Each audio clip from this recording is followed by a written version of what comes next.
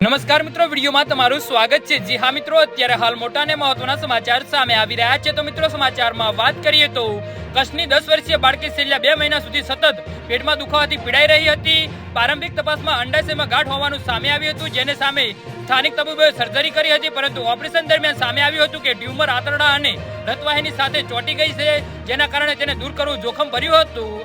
જી હા મિત્રો, અત્યારે હાલ મોટા અને મહત્વના સમાચાર સામે આવી રહ્યા છે। આમ સ્થાનિક સર્જને અમદાવાદ જેવા મોટા શહેરોની હોસ્પિટલ બતાવવાનું કહ્યું હતું। અમદાવાદની જીસીએમએચ હોસ્પિટલ ખાતે બાળકીને લાવવામાં આવી હતી। જીસીએચ હોસ્પિટલના ડોક્ટર સંકેત દેસાઈ, ડોક્ટર જીતિન યાદવની આગેવાની હેઠળ આ સર્જરી કરવામાં આવી હતી, જે ઘણી કુશળતાથી કરવામાં આવતા સફળ રહી હતી। જી હા મિત્રો, અત્યારે હાલ મોટા અને મહત્વના સમાચાર સામે આવી રહ્યા છે।